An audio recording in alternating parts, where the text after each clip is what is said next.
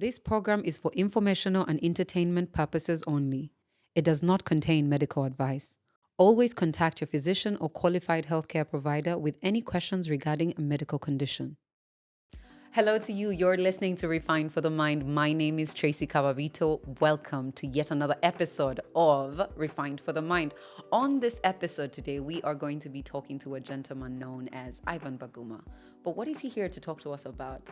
If you have been thinking about food, well, I have been thinking about food too. I have things I want to ask about food. There's so many things I want to know about food, but I'm reminded of the quote that was said by the father of modern medicine, Hippocrates, as I had his name is said. He said, "Let food be thy medicine and medicine be thy food." But hey, we have forgotten about using food as our medicine. So I have the food doctor with me here today. He's going to talk to us about food and nutrition.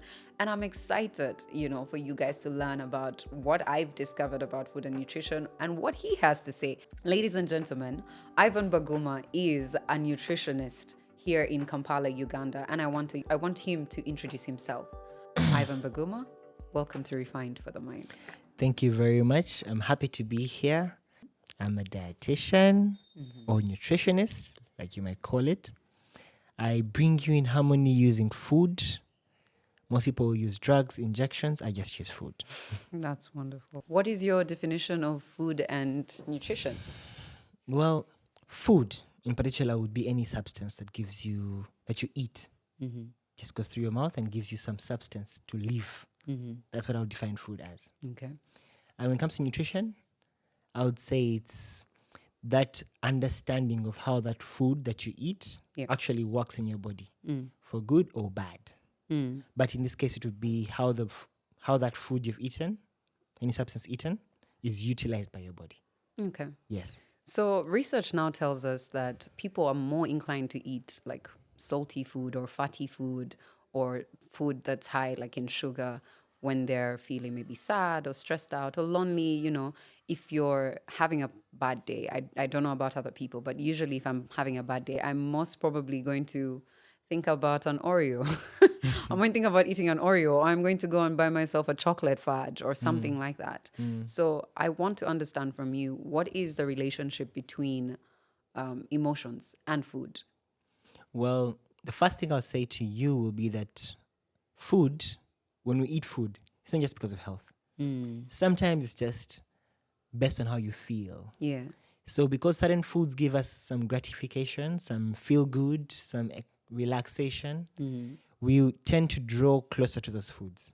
Okay. Whenever we're for example, if you're very stressed out, there will be certain messengers in your body that will increase and they will demand that you eat something salty, fatty, or high in sugar. Why? Because that very same messenger will be what we call the fight or flight hormone. So in other words, it won't know whether you're going to fight or if you're going to run away. But either way, you need to store up something. So you need to store up things that are able to be kept for long. That's fat, yeah? When you get the salts in there, salts help you retain more water. Okay. And sugar, same story. Oh. Yes. That's very interesting. So what happens within your body when you eat foods that are high in sugar? Okay. High in sugar foods, I'll say two things. First of all, tell you a fun fact. Not every food high in sugar will cause the same effect in your body. Okay. And this is because there's a different sugar to fiber ratio in each food. Yeah? I wouldn't use any technical terms today. But because some foods might be high in sugar, but you'll get less sugar from them. Yet others have high sugar and you'll get a lot of sugar from them. Okay. So for example, the sweet potato has lots of sugar. Yes. But it has lots of fiber as well. So you might eat a very sweet potato, but it won't give you as much a sugar spike in your body. The same way an Irish potato will, despite it not being necessarily sweet. To answer the question in the simplest way possible, and what people understand as high sugar foods, maybe say the processed foods, the foods which have lots of drip, just everything just going on, and you feel like your whole taste buds are just running wild. Yes? That kind of food, if you eat lots of it, it will affect your body's ability to work properly. Okay. The first thing is that it will prevent you from storing your fat. Okay. Literally. So it becomes less sensitive. There are messengers that are supposed to tell your body that right now the sugar is a lot in the blood, please put the blood now in the fat cell. Okay. So that will not work well. You've heard of the insulin resistance somewhere, somehow? Yes. That's yes. where that Please comes explain about. explain that to us. Insulin is the messenger that your body uses to communicate with your body cells, Okay. to tell them to let in sugar or Okay. to actually form fat, Okay. that kind of thing. So when it's resistant in your body, you find that you might produce so much of it. However, it will not be received by the cells because the cells already have sugar attached to them. It like changes the whole shape. Okay. It's like if I'm in this chair seated, you Okay. can't sit in the same chair and sit on me. Okay. So it's I something get like that. Like the cell is already occupied, preoccupied by something by else. something. It's Yeah. been glycylated. Like Okay. glucose has attached itself to the cell. Okay. So the insulin is no longer registered. Okay. So that's a problem. Okay. The other thing you're going to expect would be an increase in free radicals. These are like those bad guys that just go up your cells jabbing every single second. Yeah. And when they keep doing that, they will lead to what we call cancer eventually. But before they get there, they'll probably cause the harm to your cells. And when they cause harm to your cells, you will have lots of reactions happening, eventually leading to a plaque building up. When a plaque builds up, you would have development of high blood pressure. That's how that comes about. Okay. So it's a whole cycle where you find people getting very obese, Okay. or you find them means the fat cells really, really get populated and they get very heavy. Yeah. That's one. Then two, they would have trouble and higher risks of having things like cancer.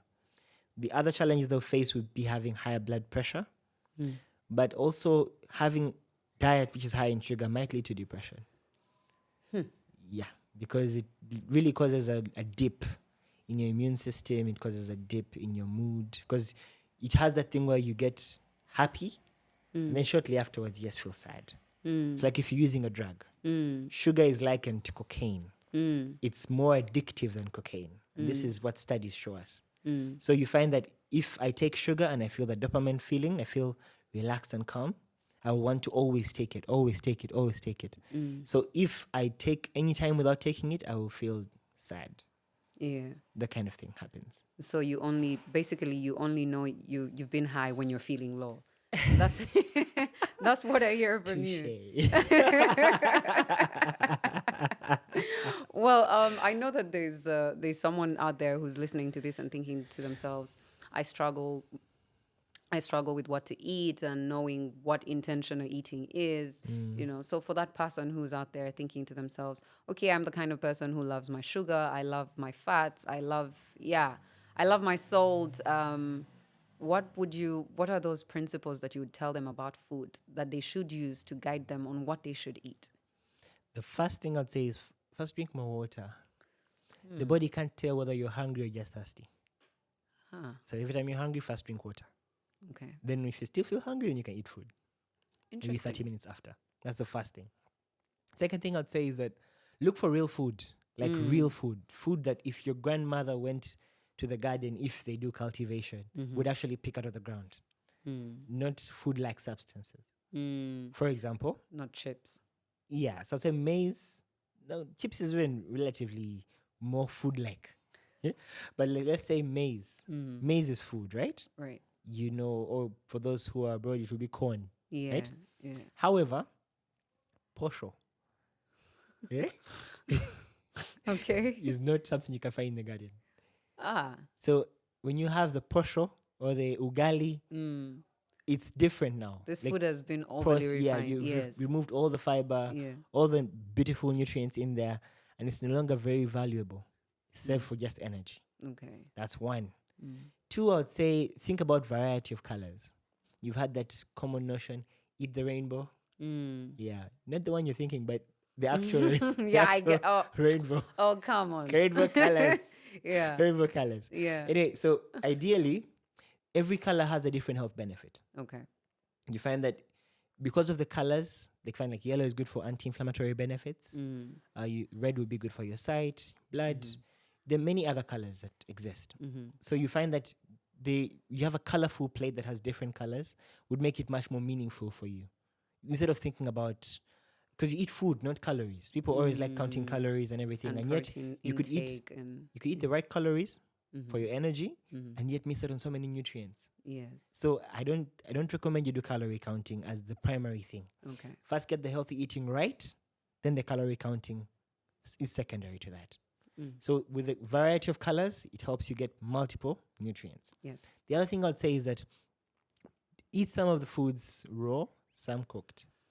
This is specifically to fruits and vegetables. Please do not. Okay, I don't know. Other cultures do eat raw meats and other things. Mm. However, I would say in terms of fruits and vegetables, Yeah. vegetables especially, 50% can be raw. Mm. Why? Because there's some benefits you get from the raw vegetable that you won't get from the cooked vegetable, and there's some nutrients that become more bioavailable after you've cooked the food. Mm. So you strike a balance. Mm.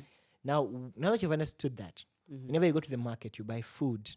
You don't buy vitamins, minerals, and I don't know, carbohydrates or proteins. Mm-hmm. There's no one single food that only has one nutrient value. Yes. So you think about things like legumes, those are beans and peas. Think about nuts, Mm-hmm. maybe groundnuts, you can walnuts, whatever nuts you want to nuts, but you find that groundnuts are actually legumes. Fun fact, but for another day. Mm-hmm. Then you find that there are how can I call this? The fruits and vegetables categories. Then you can have the animal foods if you want, the meats, for those who are into that. Yes? Mm-hmm.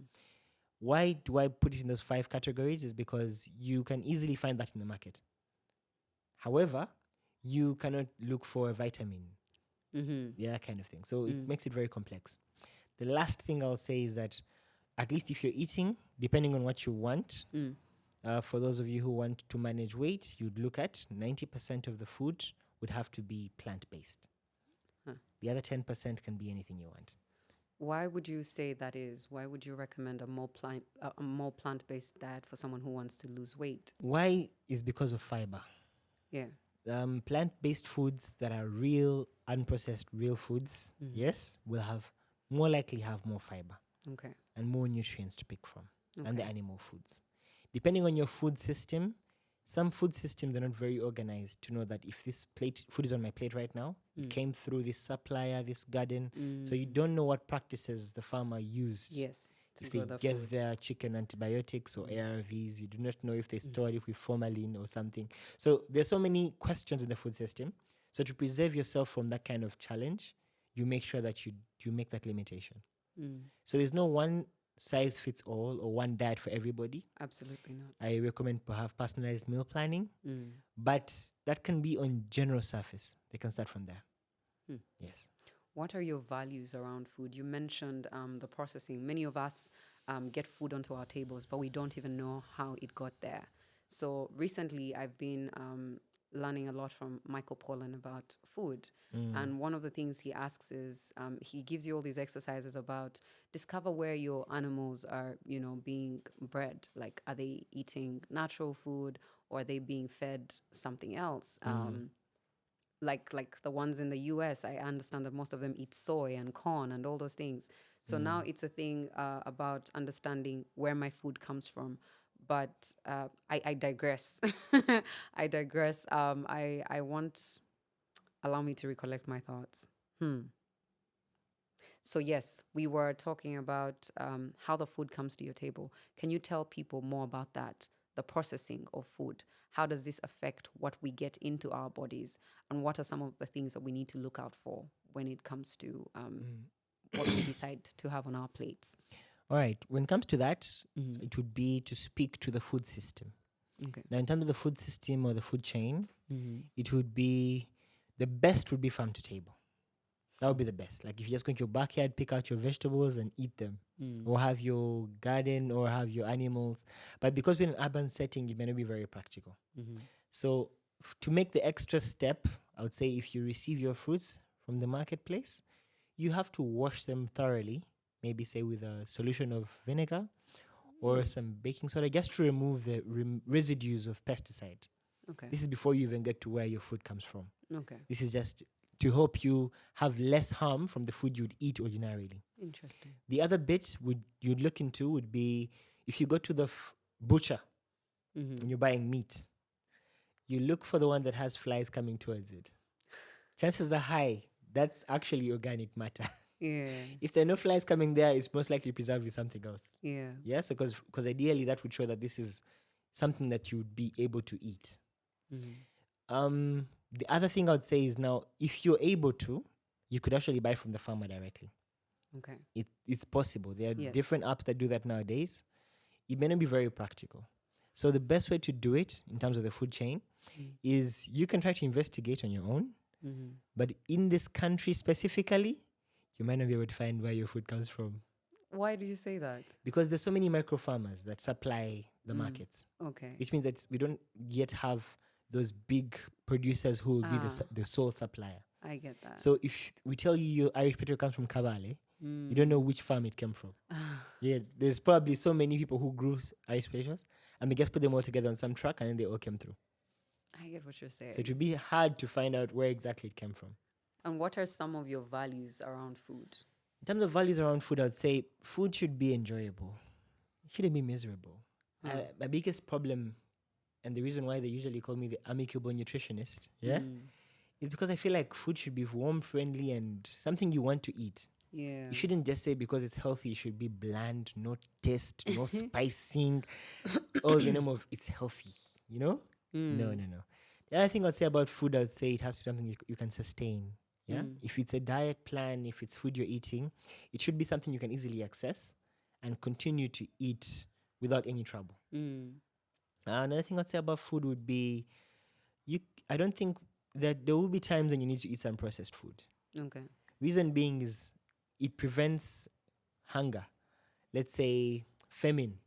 If you don't preserve some of the food, you have a lot of wastage. Yeah. So I would say those are the three values I'll give you. Okay. One would be make sure it's sustainable for you. I mentioned before Pleasure. that you have to enjoy the food you're eating. Yes. Yeah? And then I said processing may not be fully avoided totally. Yeah. Maybe you can add one more. I'd say just make sure the food is real food. Like just make sure it's real food. Like not something whenever you can. Let it be food that you can actually find somewhere, not go in your lab.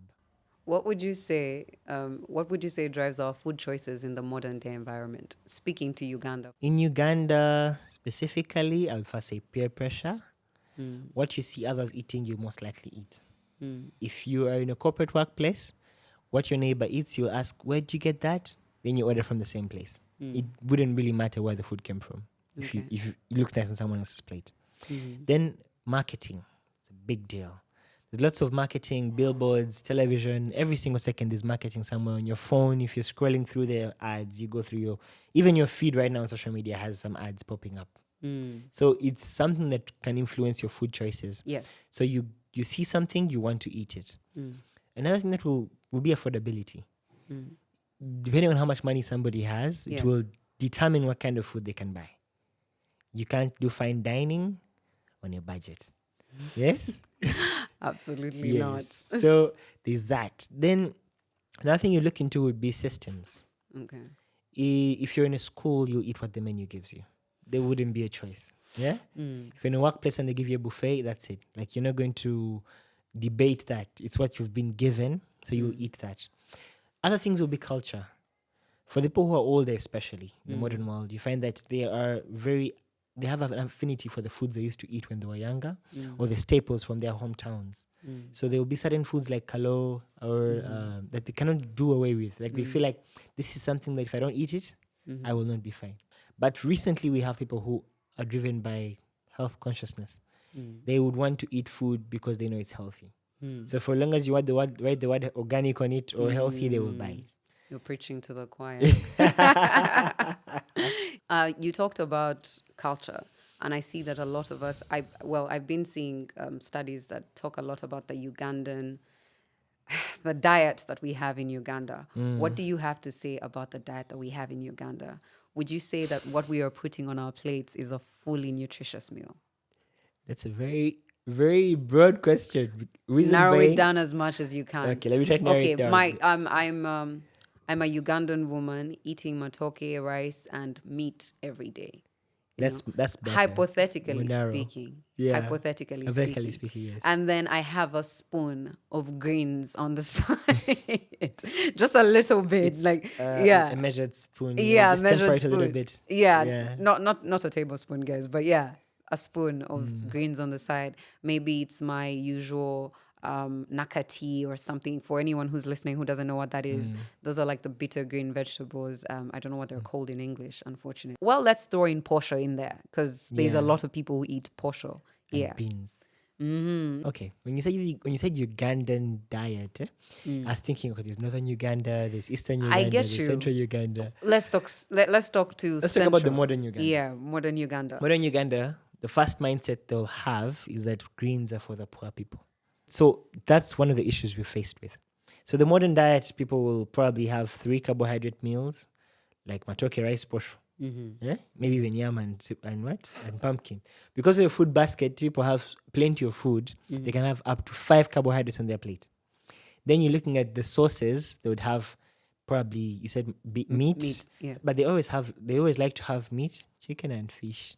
At the same time. Yes, if you give them an opportunity, just give them an opportunity. At the same Just time. give them an opportunity. It's not even about, if you give them the food, they will put all of it in the plate. And they'll make sure I put a bit of nuts on the matoke side. Eh? Yeah, just a sprinkle. Just a sprinkle there. Yeah. When they reach the green side, they say, the plate is full. If you're lucky, they'll put a spoon, a teaspoon. That's very unhealthy. It wouldn't be very sustainable. I would recommend that at least 50% would be the vegetables. Okay. At least 50% would be the vegetables. Yeah. And then you'd look at the other half of it, 50% could be your protein source, either beans, or either legumes, or any animal protein you like to eat. And then the other side could have your carb, maybe your pumpkin, your matoke, your cassava, whatever it is you'd like to put. But maybe like one at a time. You don't have to eat all 3 at once. Just pick one option from there, pick one option from the sauce side, then plenty of vegetables. Yeah. Yes, that's what I would say about what the modern Ugandan usually eats. Why would you say that this diet is not working for us as a society? I would say, one, because obesity is on the rise. Yeah, infertility is on the rise. And there's so many things that we see in the consultation rooms or in the hospitals that are directly linked to poor diet. Okay. That's it. So you find that because of the way we eat nowadays, maybe lots of posho, lots of refined food, refined rice, the weight easily gets on, and so much. That's one. Then 2, you'd see that there's also the challenge that comes with the infertility bit. Usually that happens because of the toxins in our food system. The last bit I'll mention will be many people are getting this type 2 diabetes, hypertension, kidney challenges, that's kidney failure and all that. And all these most of them come from poor diet. So all these would be evidence enough to show that the diet is not doing well. And the last, I want to mention one other thing. This is really big because lots of women are very anemic, like 70%. Yes. Yeah, I so do have lots of friends who are very anemic. it's like a thing. It's like now a big flex. Yeah. If you scroll through your timeline, probably you'll find, what does she have on me? That whole thing. Maybe say she has blood. She has what? Blood. Oh God. Not Anyway, this. So it's been a trend. Yeah. So that usually happens because the diet is not proper. Okay. Yeah, proper healthy eating. You should have enough blood volume. Your red blood cells should be adequate. You should be in a healthy weight range. You should be feeling lively, energetic. Some people are always sluggish and tired all the time. Fatigue is on the rise. Even unproductivity. If people eat lunch, after lunch, they're finished. Like there's no more work to be done because someone's brain has switched off. Yes. Well, you spoke about chronic illnesses, and I'm taken back to one of the stats that World Health Organization predicted, which is that deaths are expected. That deaths due to chronic diseases are expected to rise up to 52 million by 2030 if we do not fix what's happening with our food environment and how we eat food and our relationship with food. What would you say is pushing us closer to actually consolidating this information and becoming statistics, basically? Statistics. Another fun one is in Uganda, 1 in 3 people will die. If 1 in 3 deaths, is caused by a non-communicable challenge. Okay. Yeah? Yeah, that's So why. you find that that's a big deal. Yes. It's a big deal. Actually, in the whole world, actually. But now, stats aside, how prevent ourselves from becoming statistics would be that we first of all have to renew our minds. We have to change our mindset towards food. There's no meal plan. There's no whatever it is that someone can give you that can help you if you don't change your mindset. What you think food is, how you relate with food, and how you perceive it. For example, people think vegetables are grasses. So the mindset has to change first. You tell someone maybe you can have fruits for breakfast, they say, what? Where's the food? Yeah. You get it? So it's that kind of thing has to first change. When that has changed, the food is in plenty. In Uganda, you can easily eat a healthy diet if you chose to. Absolutely. Yes. I understand that you've helped some of your patients reverse the chronic illnesses that they've suffered from Yes. using food. How have you done this? Can you help us understand what kind of foods that you usually recommend for some of the people who walk through your room, and perhaps maybe you can even tell us which chronic illnesses you've dealt with the most and how you've helped them to reverse those chronic illnesses. All right. The biggest thing that I've actually observed that is linked to most chronic illnesses is excess weight, being overweight. So the very first thing I've helped clients deal with is to lose the extra weight. Reason being, if they don't shed the extra weight, it's like one of the biggest confounding factors to high blood pressure, high blood sugar, and kidney challenges.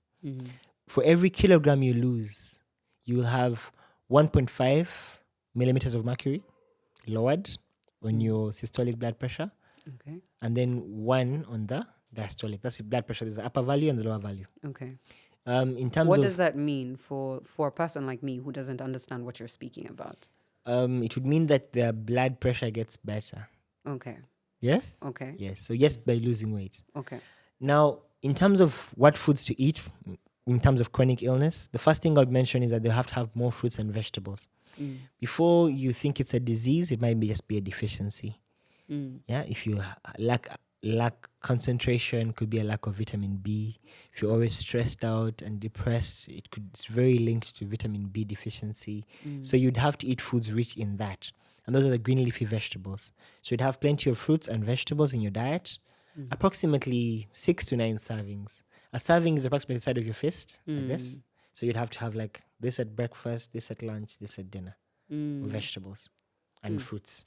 These combine together, these not combine just one. together, not just one. These So combine for together. anyone who's listening, that would make up 2 of your fists. Yes. Yeah. That's just like rule of thumb. You could have fruits at breakfast. Why? Because you're most likely to forget to eat fruits throughout the day. That's 1. But also 2, because in the morning you're most dehydrated, which would mean that you'd benefit from fruits, which are high in fluids. Okay. They are high in fiber, so you feel energized and you feel good. And they have natural sugars. That's for starters. At lunchtime, you have your vegetables. For the reversal bit of it, you'd have to increase the vegetable percentage from 50 to 75%. 75% because you'd want to create a fiber mesh to reduce how much sugar seeps into your bloodstream Okay. and causes the spikes that would cause you to feel jittery or make your insulin less sensitive, harm your body cells, and cause you to fall ill. Yes? Then the other 25% can be even just a protein source. It could just be beans or peas. It could just be Chicken. beef or chicken if you like, whatever kind of meat you like, or fish. And then for dinner, you'd look into a raw salad. Interesting. Yeah, that's just like on the blanket. It's not a one size fits all. Yeah. That's an example. Yes. You find that more of the food is the plant-based foods, less of the meat foods, less processed foods, more real, whole, unprocessed foods. They take plenty of water, and they also take smoothies. Yeah, you just blend your vegetables, 80%, 20% is fruit, just for taste. Yes. What would you say are some of those obstacles that people meet when it comes to meeting their food and nutritional needs? The first obstacle I would say is knowledge. They do not know what healthy food or healthy eating is. People think because the food is boiled, now it's healthy. So they'll eat like boiled chicken and matoke every day, like boiled, steamed, everything boiled. It's miserable, but then they just keep putting on weight. Others will skip dinner and say, I've skipped my dinner. I eat healthy. Yeah, and yet you're just putting on more weight. So it's lack of knowledge with the first obstacle they would have. Then also our education system. We've been taught about the balanced diet. You eat this much, have dairy here, do all this, that, and that. And then at the end of the day, someone is putting on extra weight. Why? Because balanced diet was good when we were younger. But as you grow older, I say a recommended diet is preferred. It's based on your lifestyle, what you do. If you dig, you can't eat the same food as somebody who sits down and maybe talks on the podcast.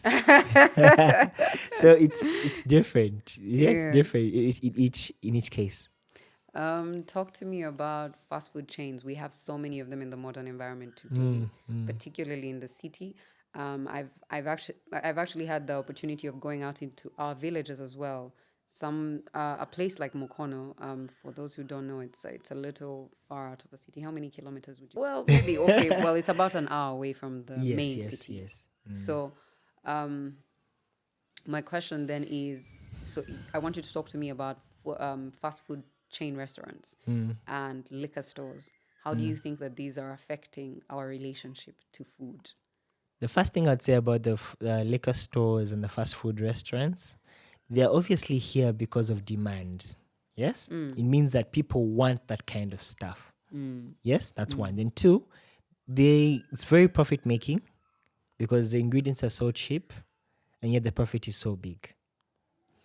The third thing I'd say is the misperception. People think it's a fast food restaurant. I don't know what they mean by that. Is there any food faster than a banana peeling? I don't think so. Yeah, you would have to prepare that for like 15 minutes. Yet you could just pick a mango off a tree and eat it. Then. So is that fast food? That is fast food. I should call that faster food. So Very smart. anyway, but the biggest thing is mindset. So obviously, if you're walking around the streets of Kampala or around town and all you see are big billboards of different fizzy drinks and different alcohol brands and different fast food adverts, it codes your mind subconsciously. You just have to see something a number of times, the psychologist will tell you, Absolutely. for you to begin to think you want it. Yeah. It won't even be you deciding, it's more like a war against you. So you find that you will prefer a particular type of food, you will ask, even if you're just picking a soda, you will pick the one you've seen on television a number of times. Absolutely. Nothing to do with whether it's nice or not. Yeah. And yet, no one puts up food adverts. Buy vegetables, they're fresh. So it's... No, we had some. We had some on Acacia Avenue. There's a new restaurant that came up that was advertising. Yeah. I've forgotten what it's called, but I'm yes, not going to you mention saw it. it. No free adverts here, man. Not in my brand. If anything, you guys should buy food from the amicable nutritionist. Yes, please. But yes, you see, you should put up your billboards. Yeah, I should put up billboards and tell people to eat stage a healthy war food. against the fast food restaurants because I don't think it's a winning battle. It will have to be. Here's how I thought about it in my mind.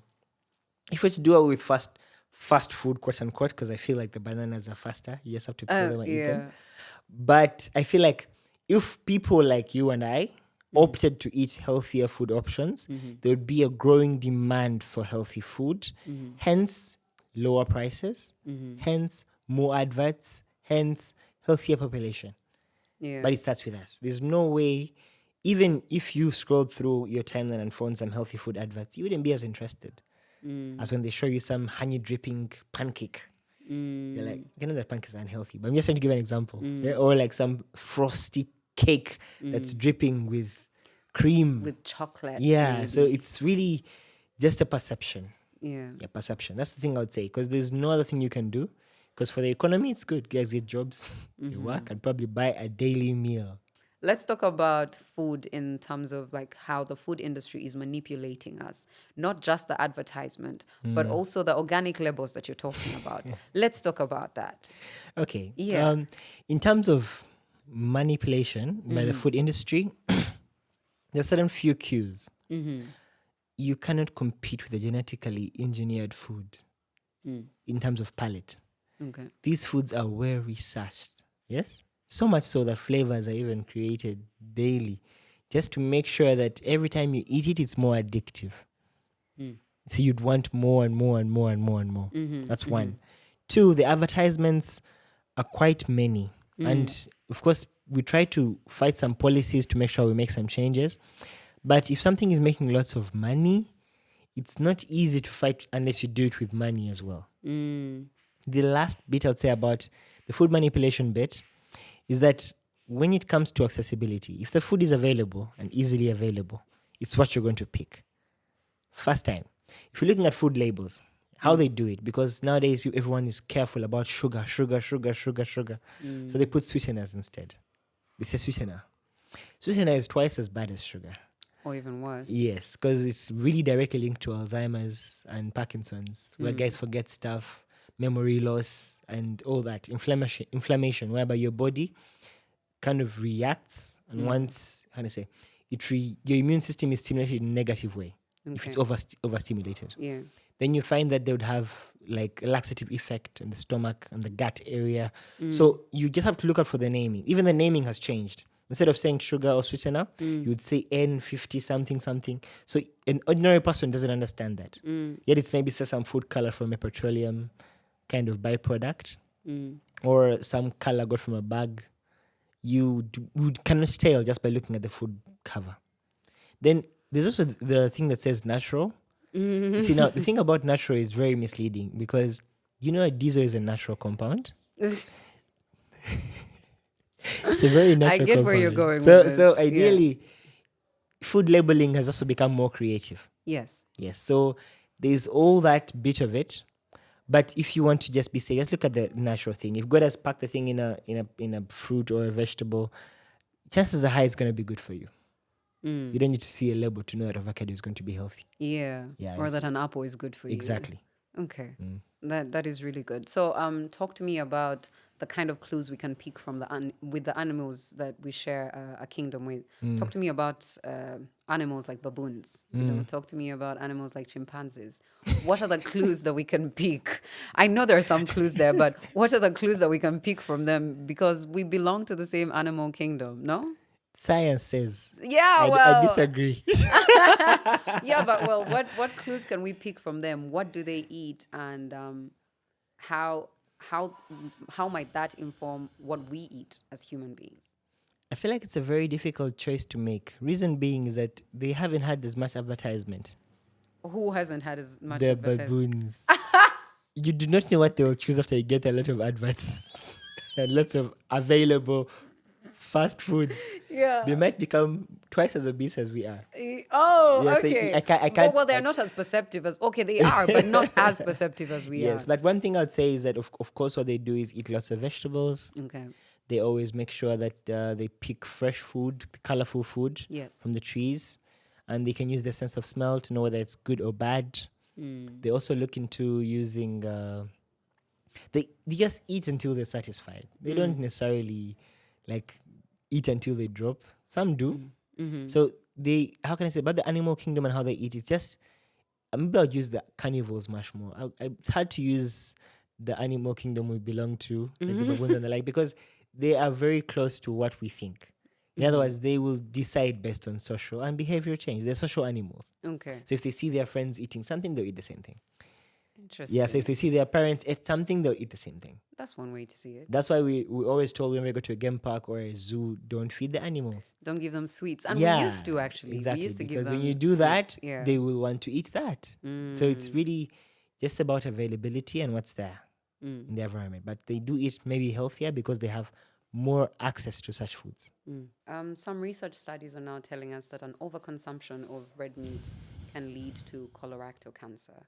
Can you talk to me about what colorectal cancer is, and what is it that's within the meat, red meat in particular, that is suspected to be causing cancer in humans? I'll say this. So in terms of colorectal cancer, it's where you get the colon and the rectum. Yeah. Then it becomes colorectal. Yeah? The colon is just that part of the big intestine, the large intestines, where you pass out stool from. The rectum is where it's stored before it's taken out. Now, that's to explain what the colorectal area is, Okay. for starters. So a cancer in that area would mean that the cells there are growing uncontrollably or dying uncontrollably or refusing to die when they're supposed to. That's what cancer is. Like rebellious cells. They just want to follow their own rules, their own scripts. They don't want to follow the system. They want to multiply. Exactly. Yeah. Beyond what is required. So that might lead to swelling, discomfort, and pain. That being said, Yeah. the link with meat is particularly with red meat would be preservatives, Okay. mostly. You look at things like nitrites. I don't think you've heard of them, but ideally, if you look at meats like sausages, salami, bacon, and ham, they are preserved with nitrites. Nitrites are that kind of thing where if you put it on a pan and it's heated up, it will form a byproduct called a nitrosome, which is known to actually cause cancer, Okay. actually. So it's like a direct thing that will cause cancer. Okay. The other thing I'd say about meat, that's the thing I really say about meat. Then the high meat intake would actually cause that. The other thing I'd say is that the inflammation that comes from it. When you eat meat, it's like a foreign tissue in your body. Yeah? For some of us, we misinterpret it as, how can I call this? Like a foreign soldier or a foreign body. So like you want to try to take it out, right?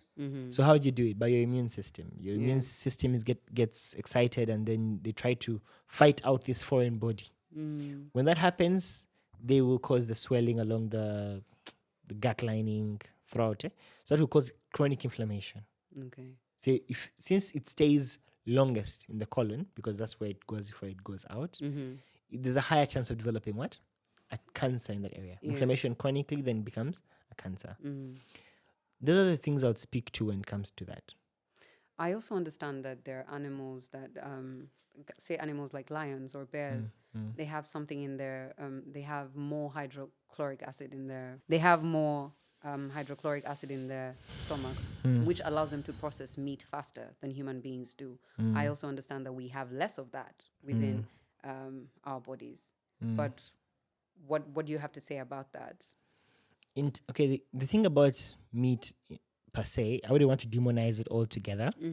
However, I would say that there are a number of theories that are being studied. Yeah? The first one is that our alimentary canal, which is our gut system, is much longer than the one for carnivorous animals. Meaning that it would take much longer for the meat you ate on Monday to leave your system. Possibly 3 to 7 days.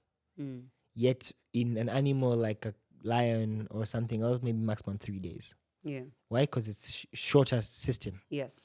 The other thing I'd say would be in terms of breaking it down. There's some humans who have more enzymes expressed to help break down meat. Others have less. Yes? So that's why some people would be able to eat more meat than others. Some will talk about the blood group diet therapies and all that. Yes. But that's all based on enzyme expression. So there's certain enzymes that are more present in the carnivorous animals than they are in the human beings. Yeah. So those are the things I talk about when it comes to meat consumption. But meat as a whole, being omnivorous animals, which are able to eat anything based on our denture. Your teeth can tell you that you can eat meat, vegetables, fruits, and other things. So it's literally you can eat any type of safe thing to eat. Yeah. Yeah? Yeah. So I wouldn't really limit it so much to the kingdom, but the quantities would be the problem. That's one. Then two, the fiber has to be there to accompany it. Yes. To prevent that inflammation, whereby your body has that reaction it has to try to fight this away. The last thing I would say that might also lead to the colorectal cancer would be there are stores in meat. They call them, what's it called? Myoglobin. It's like a storage of energy, in the meat cell, like in muscles. So if you're eating an animal, most likely you're going to eat the muscle of the animal.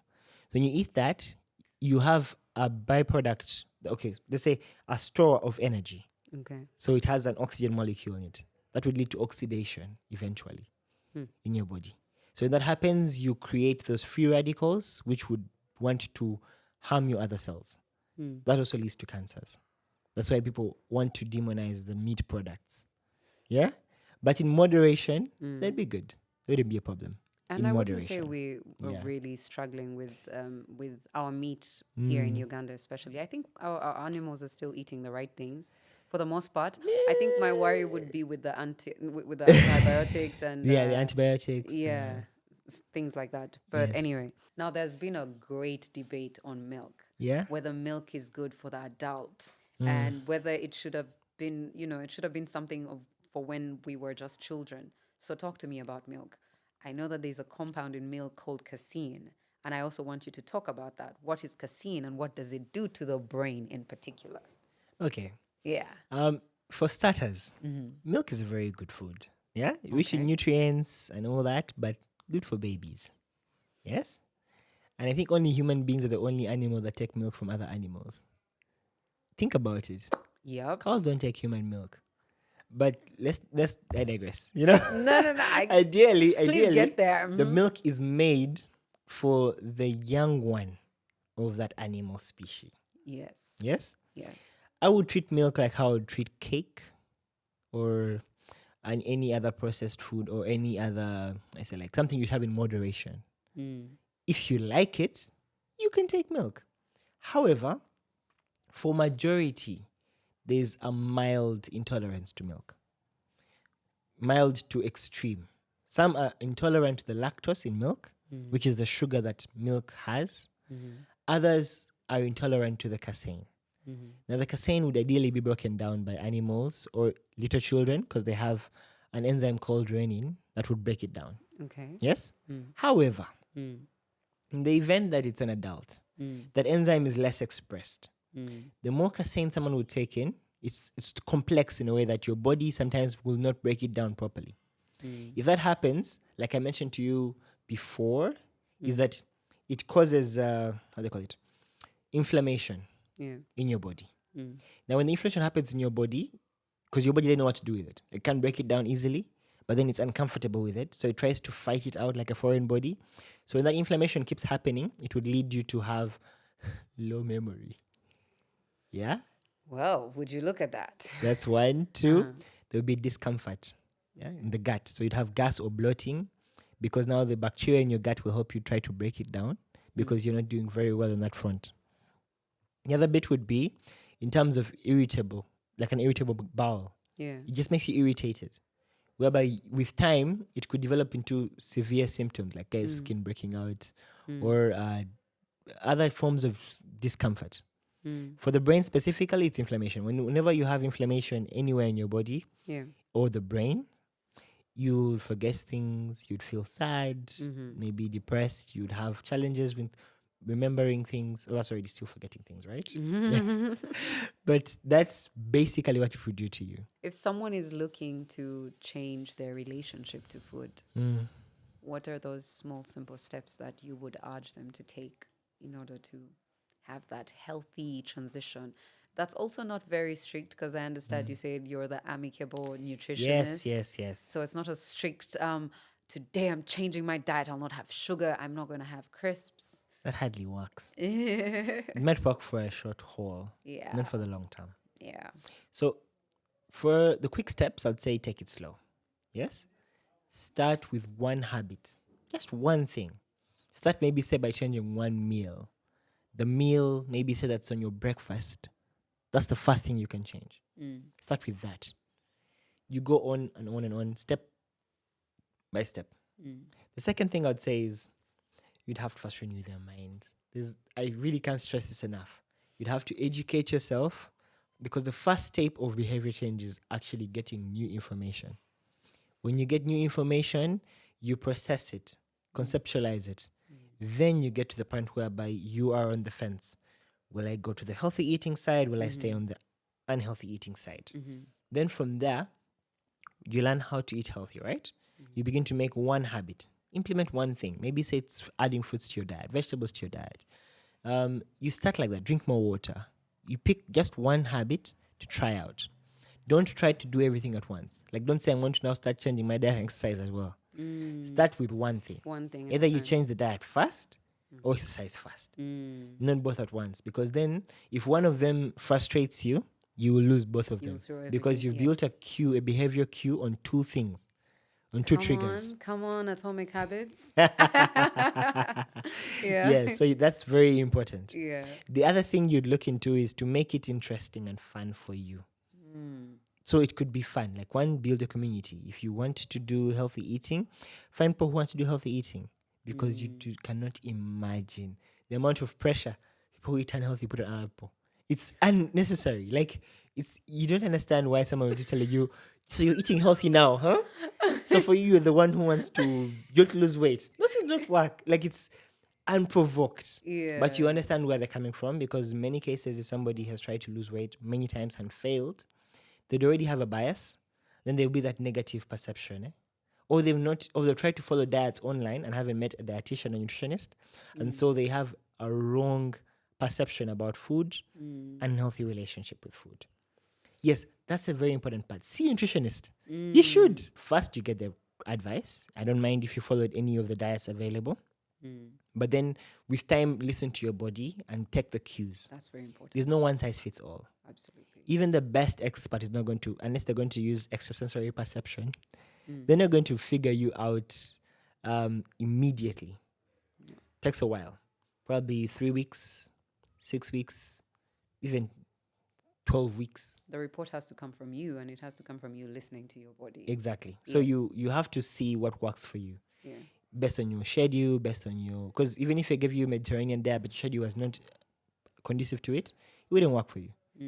But the amicable diet is just based on personalization, really. So which means every person has their own diet. So you literally tailor something based on somebody's specific need, their activity so it's a levels. holistic approach. Yes. So you think about their mental state, their level of commitment to healthy eating. Someone tell you, I'm not leaving my meat.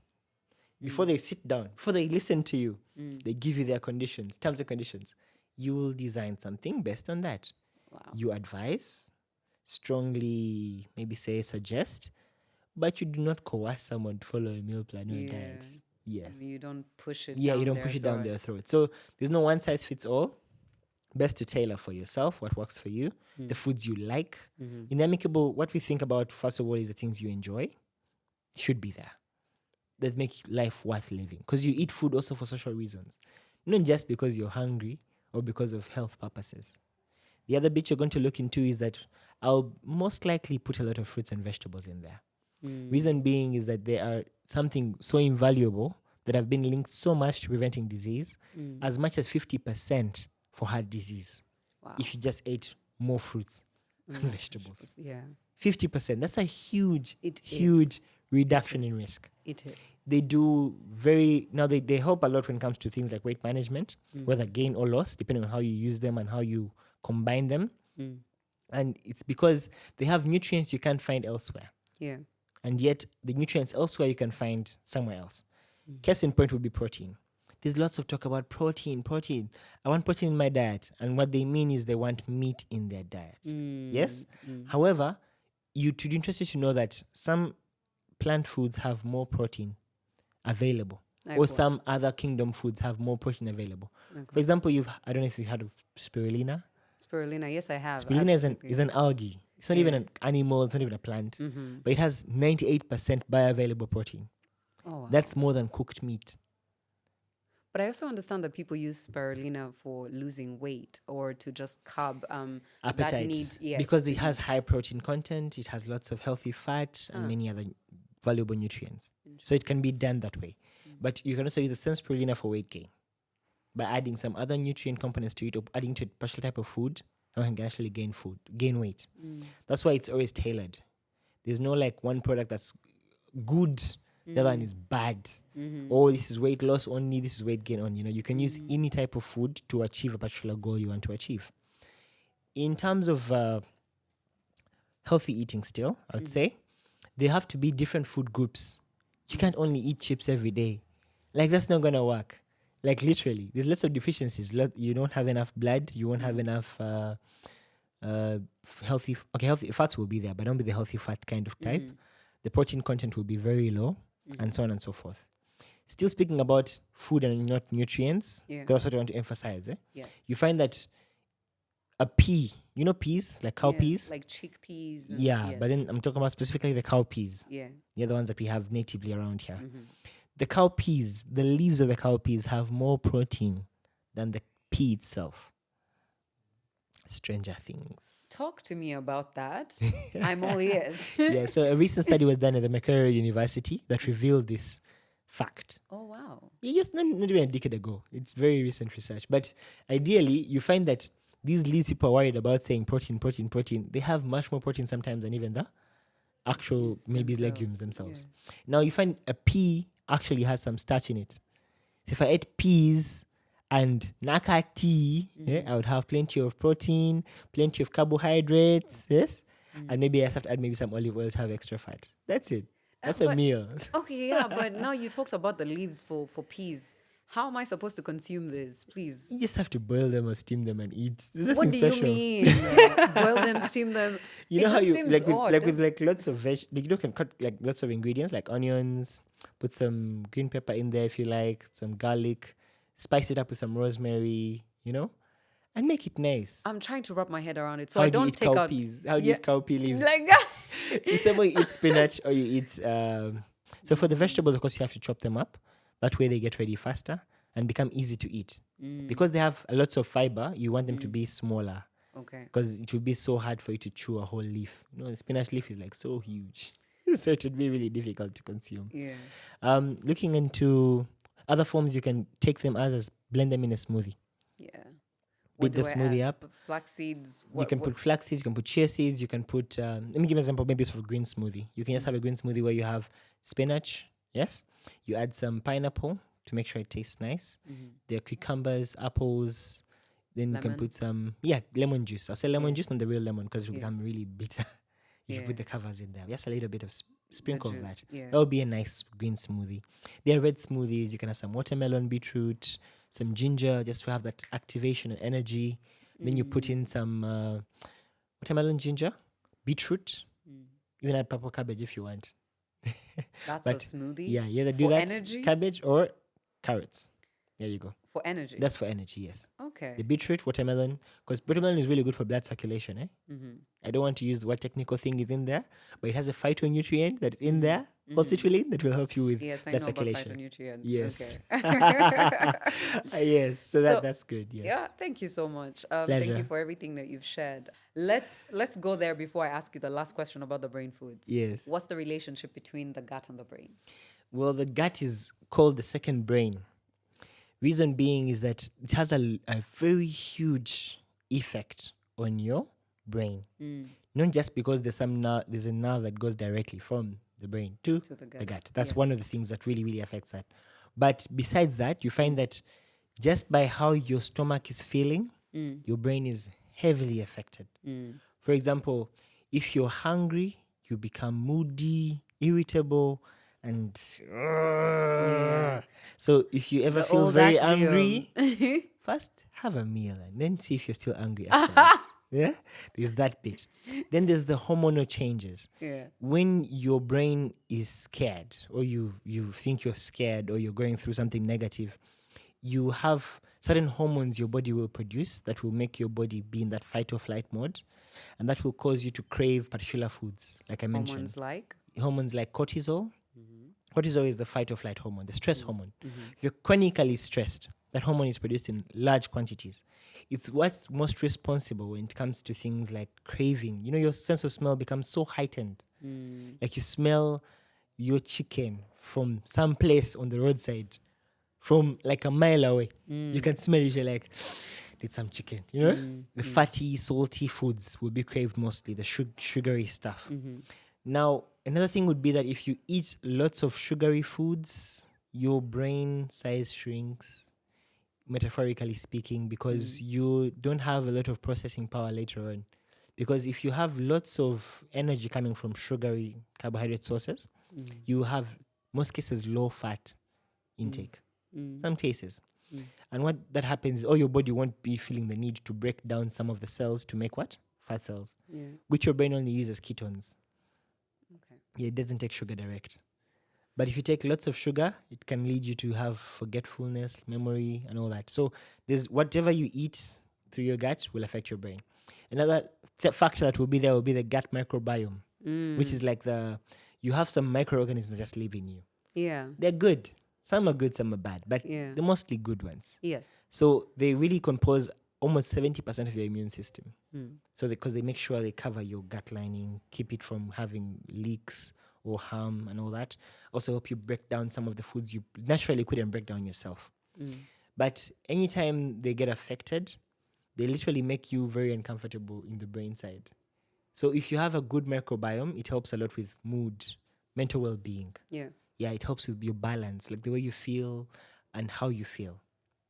So it's really a very, very evident connection. So how do I support my gut microbiome? For anyone who's listening. Eat foods that are rich in fiber. Yeah. Can be soft fiber or the hard fiber. Fiber is more like that part of food that remains after you've tried to break it down in the body. You can find fiber in foods that are plant-based, including foods like bananas, foods like cabbages. What are your 5 super brain foods? The first I mentioned was avocado. Avocado because it has lots of healthy fats. I'd say fish would be on that list Okay. because it has lots of the omega fatty acids. Those are unsaturated fatty acids. Literally, what happens to them is that they remain liquid at room temperature. That's what they mean, right? They're a very good source for your brain cell, like brain food, in case they're broken down. And they're essential, meaning that your body cannot make them itself. Okay. So you have to eat them in your diet if you want them. Yeah. I'll think about dark chocolate. Yeah, absolutely. Dark chocolate. It's nice. Because first of all, it tastes nice. But the dark one, the bitter one, The cacao. really, Yeah, yes. it's really good. Very anti-inflammatory. Any food that would help you to have lots of antioxidants and keep away the free radicals would be good for your brain health. I would look into my other top brain food. I want to put the last 2. Maybe I'm going to say nuts. Which ones? Nuts would be good. Every nut has fat in it. But I think I would go with walnuts. Walnuts. How many do you grow in Uganda? Well, no, it's not about growing them. They're accessible. They're there now. If you go to the market, Fair point. Yeah. But I want to keep it to foods that we can find here. Because ideally, if the visitors come to us, they should find what we have here. But I'm thinking about maybe chia seeds. I think chia seeds would be really good. Good brain food? Yes, because they have lots of omega-3, they have lots of calcium, they have lots of antioxidants in them. But especially there are lots of minerals like zinc, lots of magnesium. Anything like dark chocolate and chia seeds have lots of magnesium. That's important for your brain. It helps with anxiety. Just calms you down. Then my last top super brain food. I'd say dark leafy vegetables. I'd say broccoli. Dark leafy vegetables. Why do I say dark leafy vegetables?